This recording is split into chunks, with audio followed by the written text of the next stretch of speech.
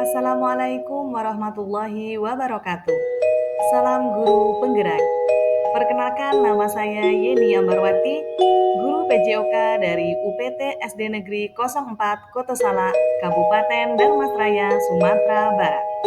Pada video kali ini saya akan memaparkan koneksi antar materi modul 2.1 pada pembelajaran berdiferensiasi. Selamat menyaksikan. Setelah mempelajari modul 2.1 pembelajaran berdiferensiasi, muncul pertanyaan yang pertama. Buatlah kesimpulan tentang apa yang dimaksud dengan pembelajaran berdiferensiasi dan bagaimana hal ini dapat dilakukan di kelas. Nah, Bapak Ibu guru hebat, pembelajaran berdiferensiasi adalah pendekatan pengajaran yang memperhatikan keberagaman kebutuhan minat dan kemampuan individu murid dalam sebuah kelas. Tujuannya adalah untuk memastikan setiap murid dapat belajar secara efektif dan optimal sesuai dengan keunikan mereka. Dalam pembelajaran berdiferensiasi, guru menyesuaikan konten, proses, produk, dan lingkungan belajar untuk memenuhi kebutuhan belajar murid. Nah, selanjutnya bagaimana mengimplementasikan pembelajaran berdiferensiasi? Agar dapat menerapkan pembelajaran berdiferensiasi, guru harus memahami kebutuhan belajar murid dan strategi penerapan pembelajaran berdiferensiasi. Kebutuhan belajar murid yang harus kita ketahui yaitu kesiapan belajar murid, minat murid, dan profil belajar murid. Selanjutnya, ada 3 strategi yang dapat kita terapkan dalam pembelajaran berdiferensiasi.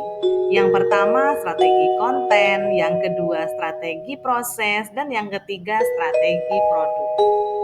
Bapak dan Ibu guru hebat, terkait strategi konten adalah hal atau materi yang diajarkan sesuai dengan tingkat pemahaman, minat, dan atau profil belajar murid. Misalnya, Bapak dan Ibu guru hebat memberikan teks bacaan materi dalam berbagai bentuk variasi. Selanjutnya, dalam strategi proses, pengajaran yang diberikan bersifat beragam dan bebas seperti diskusi kelompok, pembelajaran mandiri, atau proyek kolaboratif lainnya, sesuai dengan gaya belajar murid. Nah, strategi yang terakhir yaitu strategi produk. Pada strategi ini, murid diberikan kebebasan menunjukkan pemahaman mereka dengan memilih beberapa variasi dalam bentuk penugasan. Murid dibebaskan untuk memilih mana yang mereka sukai dan mereka pahami. Contohnya, membuat slide presentasi, tulisan esai, poster, video, atau bentuk bebas lainnya.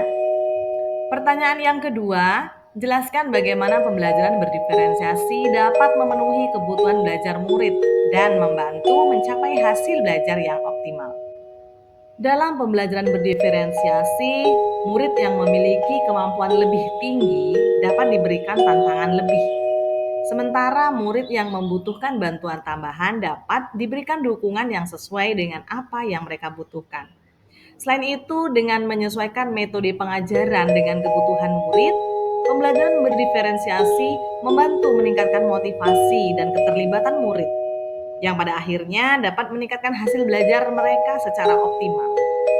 Pertanyaan yang ketiga, jelaskan bagaimana Anda melihat kaitan antar materi dalam modul ini dengan modul lain di guru penggerak.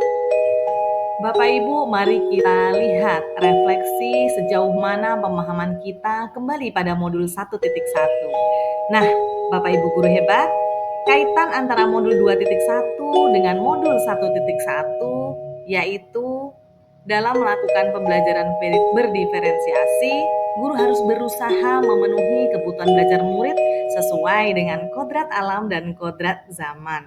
Hal ini tentu berdasarkan filosofi pendidikan Ki Hajar Dewantara. Sementara kaitan antar modul 2.1 dengan modul 1.2 mengarah kepada guru yang memiliki sifat menuntut. Nah, dalam melakukan pembelajaran berdiferensiasi, seorang guru harus mengimplikasikan nilai dan peran guru penggerak guna menciptakan pembelajaran yang menuntun murid ke arah merdeka belajar.